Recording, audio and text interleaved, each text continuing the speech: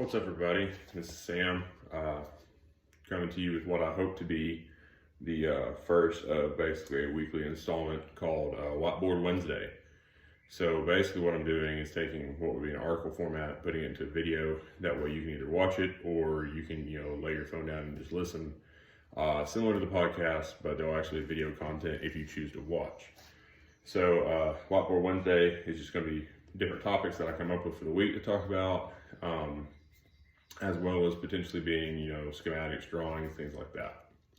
So today I want to talk about what I'm calling the FTM, which is the Frontiersman's Threat Matrix.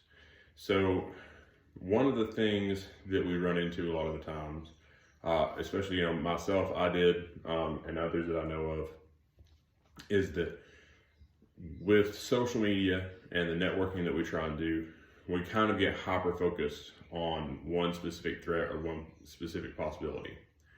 The issue with that is not all of us, I would argue that most of us, don't actually have that same specific threat across the board. So one of the main audiences that I speak to, because they're most like myself, is that of what I'm calling, modern frontiersmen, modern day pioneers. We're homesteaders. We're doing basically what we can to decrease our dependency on the government, on infrastructure, do more for ourselves and for our families. And because of that, we don't have to maintain a militant mindset at the height of our paradigm. Realistically, we have a different threat matrix than someone who's, intent on being a partisan fighter or a guerrilla fighter, because basically for us, we are homesteaders first, fighters second. And this, people may or may not agree with me on this, but in my opinion, especially if you look historically at, those that were pioneers of the then frontier as opposed to the modern frontier like we are, they were setting up homesteads, they were claiming land, they were eking out an existence, and they did not fight unless they needed to. They did not fight against war Indian tribes, raiders, during the French Indian War. None of that happened until it was absolutely necessary, until they were encroached upon in some way, fashion, or form, or had to defend themselves. Because realistically, every time we engage in conflict, we chance dying, right? Like that's something that a lot of people don't really conceptualize. It's like, I'm going to go out, I'm going to do this L-shaped ambush with the boys. But the very real matter of that is you may not come home to your wife and kids. So realistically, we should not be actively going out and seeking this violence or threat. We need to just be able to be prepared to deal with it when it comes to us. So with that being said, we have what I'm calling the FTM, or Frontiersman Threat Matrix. Realistically, I think that we have our highest threat, which is four-legged predators. Our next highest is two-legged predators, and lastly is Big Brother or government encroachment. So let's talk about number one. Number one is more akin to possums getting your chickens. It's coyotes coming up. It's dogs. Neighborhood dogs are trying to get your goats. Things like that we're having to deal with realistically in our day-to-day life. That is probably the highest threat that we have. With that being said, you don't even necessarily have to have a firearm to ward off and defend against these things. It could be something as simple as getting a good guard dog. It could be, proper fencing, proper structuring, keeping your animals close to home at night, having places that, if they're free range, that they can go to at night, and you can lock them up and keep them secure until the next morning when you let them out. Yes, I think you should, most everyone should, when they're out and about, maintain a handgun with them. I think that's kind of like the very basic level of defense. That's not only for your property defense, but also for your animals. So if you're out and about and you're, tending the goats and a stray dog runs up and starts trying to attack your goats, you have the ability to defend your property. That is a realistic thing that happens a lot out here.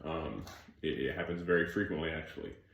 And a lot of people either are gone when it happens and they just kind of got their animals free ranging and there's not a whole lot of protection, or they're there and they have no way to defend until they go back into their home and get their firearm to defend against it. Because you can yell all you want, chances are the dog's not going to leave.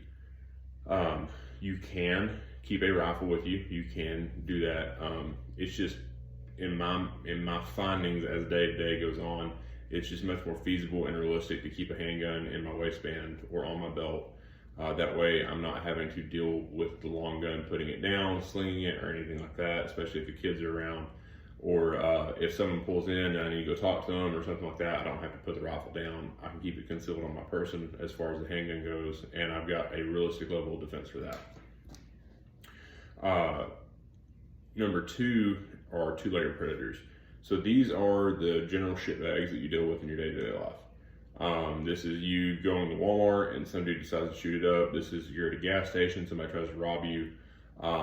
Those are the two-legged predators that we face, and I put them right behind four-legged and above Big Brother, because realistically, we're still going about our day-to-day life. The world hasn't collapsed. You're watching this. We clearly still have infrastructure. You're watching this on Wi-Fi on your iPhone or whatever. So things aren't that bad. So we are going out in our day-to-day life. We are going to work. We're going to grocery stores. We're going to the mall. We're traveling to see family. Anytime we go out and about and leave the property, we chance running into this threat. So this is a day-to-day existence threat that we face. This is that we choose or have to, because we're put in a situation where we have to go and interact and deal with the populace. We chance running into two-legged threats, either at your work or, like I said, you go to the grocery store or something like that. So with this, we have to be prepared to defend ourselves and defend our loved ones. And to do that, you need not only a firearm, but you need defensive capabilities, either hand-to-hand striking. You need to be able to what's called muck or manage unknown contacts. That's a ShivWorks term. And that's basically being able to manage unknown people, unknown potential threats without it escalating, or ideally escalating to the level of violence. That's using your voice, that's using verbal judo. That's doing what you can to avoid that threat, because again, it doesn't have to be an L-shaped ambush to kill you. It can be some shithead in a gas station with a tire iron that cracks you over the back of the head because you honk your horn at him. These are all things that we have to factor in and deal with. This is a slightly lower potential on this matrix than the four-legged predator, just because of the prevalence of animal nature and the fact that this is something that we would deal with every day, regardless of if we leave our property. This is something we deal with every time we leave the property, whether it's because we have to for work or because we choose to for personal gain. So lastly is Big Brother or government encroachment. So this is what 90% of social media hyper-focuses on, and it's not wrong. History and present politics and situations show us that government overreach is a thing. We just got done dealing with everything with COVID. We just got done dealing with all the lockdowns, the prejudice that came with that, the situations that arose from that, the feelings that arose from that. We have what was potentially a very, very skewed and or rigged election. There's a lot of mistrust within the government. We're seeing a lot of stuff with the ATF and NFA and everything else right now. This is a very real threat. It's just not something that we face on our day-to-day as much as these two. So with that, I don't think we have to hyper-focus on it as much as we do. And this is coming from the guy who, I go out, I patrol in kit. I try to link up with people and team up and do maneuvers and things like that, because it's a skill set that you still need to have. It's just not as high on the level of importance as far as threats go for things to deal with. So with that being said, we come down to the final point, which is, what do you need? So this is something that I'm working on right now. It's an ongoing project of kind of a baseline gear for the working person. A lot of social media and everything that we see are people that, and I'm not going to say they're influencers, I'm not going to say that they were given these items. I've been given things to test and review. But if they're not given these things, they either have enough disposable income to afford very, very high-end things. And because of that, we always see the high-end things on setups. We always see the high-end gear. We see, the aim-point setups with Unity mounts on a Hodge Defense 12.5 with a brand new RC2 can and a maul, and those things are all obtainable for people. It's not that you can't obtain those things. It's just they're so far down the paradigm of attainability that it's hard. And when all you see is that, when all you are given to look at and get verbal or visual feedback from are people using setups like that, a lot of people think that that's what they absolutely have to have. And I don't think that's true. I think that there's a baseline minimum that you can get into for a lower budget and still be able to accomplish all three of these things. Now, what we have to understand is, for us, and by us I mean modern frontiersmen, these are our higher likelihood of threats. This is when the world ends and things go bad and we have to deal with that. So instead of hyper focusing on this, let's focus on what we actually need for these.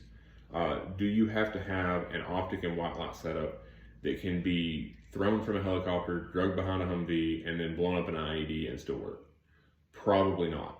Do you need a setup that's going to work every time you need it and the handle falling over when it falls off the tailgate or leaned up against a rock or something like that? Yeah, you do need that. You have to have an acceptable level of durability and quality, but you don't necessarily have to have the next $1,500 optic or the next $3,000 laser unit or anything like that.